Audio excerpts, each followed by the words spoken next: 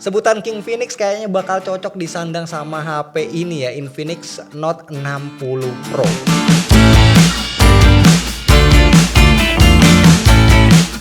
Bismillah, alhamdulillah kita ketemu lagi bareng gua Romi. Di paket penjualannya kita dapat hardcase Mika yang kualitasnya beneran bagus, ada magnet ala-ala MagSafe, terus dapat batok charger 90 watt dengan kabel USB A to C, dan di bagian layar HP-nya udah kepasang anti gores, jadi udah lengkap.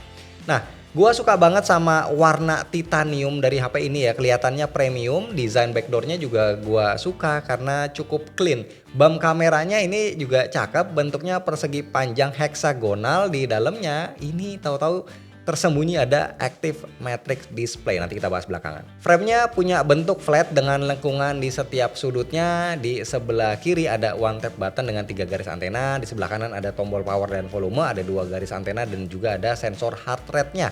Di bagian atas ini ada grill speaker, terus ada satu mikrofon, ada infrared blaster dengan 2 garis antena. Di sini juga ada tulisan Sound by JBL, artinya ini racikan atau tuningan dari JBL speakernya. Di bawah ada grill speaker, ada port USB-C, satu mikrofon, 2 garis antena, dan ada dual SIM tray tanpa slot micro SD.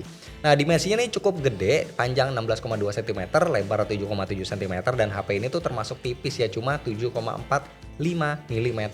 Nah, karena ketipisannya, handlingnya juga berasa jadi enak. Materialnya dia pakai aluminium yang pas kita pegang itu berasa loh, ini premium. Gue juga suka sama layarnya. Dia udah pakai AMOLED 6,78 inch, resolusinya 1,5K, refresh rate 144 Hz, dan udah support playback HDR. Peak brightness-nya ada di 4500 nit dengan 100% DCI-P3. Layar ini asik banget ya, bezelnya tipis, terus presisi di semua sisinya, kamera depannya juga kecil, terasa banget aura flagship-nya. Gua suka layar ini tajam, kontrasnya cakep, warnanya vivid, dan warna hijau sama ungunya itu bisa gue bilang ini cukup balance. Jadi cukup akurat warnanya. Di YouTube dia udah bisa untuk playback HDR, di Netflix dia udah punya spesifikasi wideband L1, tapi sayangnya untuk playback HDR-nya dia tidak support. Terus untuk peak brightness-nya, karena ini kan tinggi ya, jadi nggak ada masalah kalau dipakai di luar ruangan atau outdoor di bawah terik matahari. Layarnya terlihat sangat jelas. Speakernya udah stereo dan gua punya ekspektasi tinggi karena ya tadi tuningan JBL, dan speaker HP ini tuh nggak mengecewakan. Dia kerasa banget efek 360 surround-nya, detailnya lumayan, suaranya lantang, kontrasnya juga cukup baik, vokalnya juga clear. Ya belum sampai level speaker HP flagship, tapi ini udah lebih baik dari rata-rata speaker HP mid-range. Dan ini adalah HP pertama dari Infinix, perlu dicatat ya, yang pakai chipset Qualcomm Snapdragon 7S Gen 4 yang dipilih menjadi mesin pacunya. GPU-nya Adreno 810. Yang gua pegang ini punya RAM 12GB LPDDR5 yang bisa di-extend lagi sampai 12GB LPDDR5 yang bisa di-extend sampai 12GB lagi dengan storage 256GB UFS 2.2.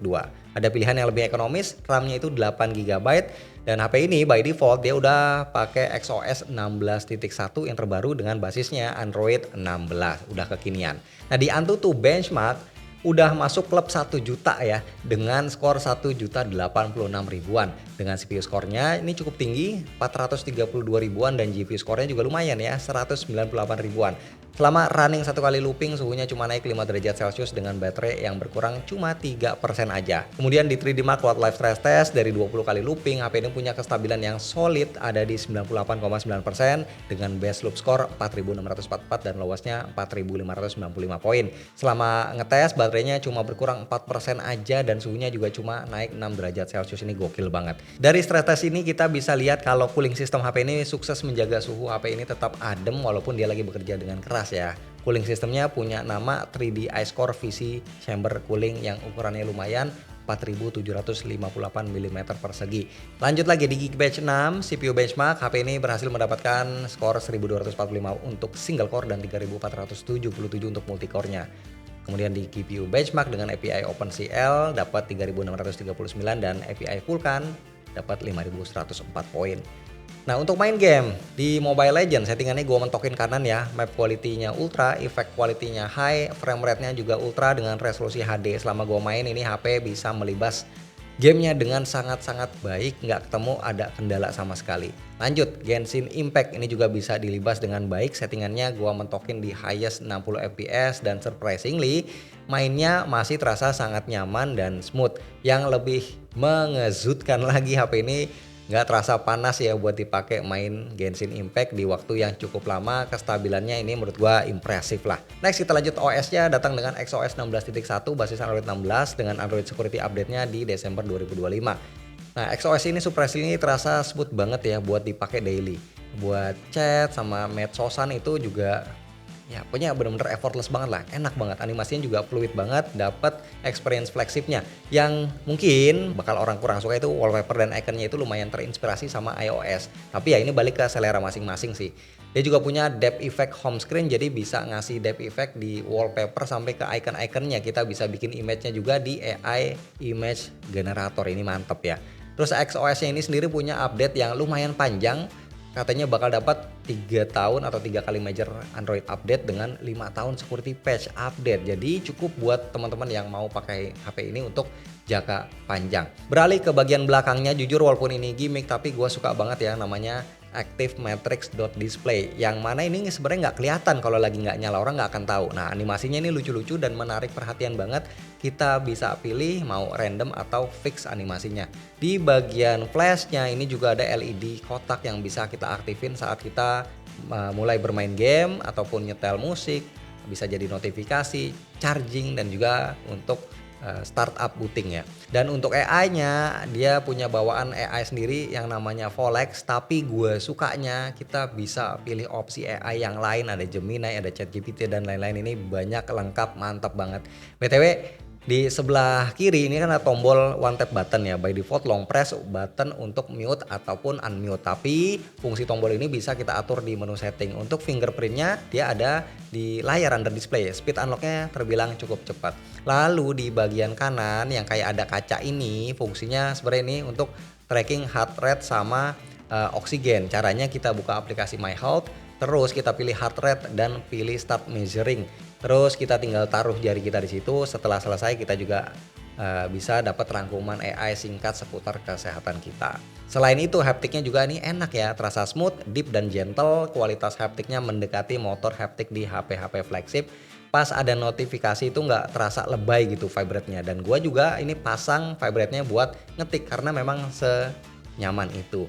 Dan walaupun bodinya tipis, baterai HP ini gede ya, 6500 mAh yang kalau gua pakai bisa bertahan 1-2 hari. Kita dapat batok chargeran yang kencang 90 watt dan wireless chargingnya dia support 30 watt. Sayangnya di bodinya ini dia nggak ada magnetnya, jadi MagSafe-nya itu ada di casing bawaannya. Next ke kamera, setupnya ada dua di belakang, main kamera 50 megapiksel OIS f1.59 dan kamera ultrawide 8 megapiksel f2.2, sementara kamera depannya 13 megapiksel f2.2. Di cahaya yang cukup, sepasti kamera utamanya punya detail yang baik, dynamic range-nya juga luas, warnanya vivid dan terasa cukup balance ya. Sharpeningnya cukup pas menurut gua, nggak begitu agresif. Dalam keadaan low light, noise reduction-nya sedikit terasa agresif, tapi overall detailnya cukup baik buat sebuah kamera kelasan HP mid-range. Nah, untuk videonya dia mentok di resolusi 4K 30 fps, udah nggak 2K lagi nih akhirnya ya. Detail dan warnanya cakep, sayangnya pas dibawa jalan itu ada sedikit terasa jitter ya, tapi sedikit aja. Padahal posisinya ini dalam keadaan cahaya yang cukup. Tapi gue akuin kalau kita ambil video yang steady aja, gak banyak gerak, kualitas perekaman videonya ini udah oke sih.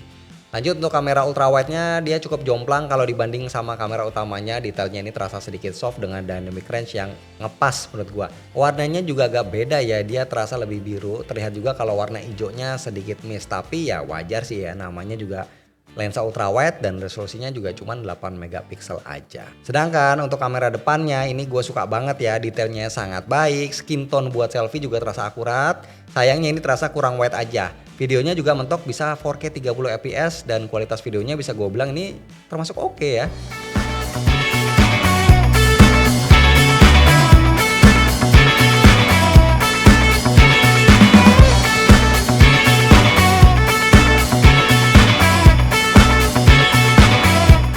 Kesimpulannya, harga Infinix Note 60 Pro ini bermain di kisaran 5 jutaan, yang mana menurut gua banyak yang berekspektasi kalau harganya ini pengennya di bawah para kompetitornya. Wajar ya, karena ini kan adalah brand Infinix yang biasanya terkenal murah. Tapi balik lagi dengan desain yang sekarang udah terlihat classy, terus punya active matrix dot display, layarnya ini cakep, baterainya gede, UI-nya juga enak dan kameranya sudah upgrade. Menurut gua nggak ada salahnya kalau kita kasih kesempatan buat si Infinix ini untuk naik kelas.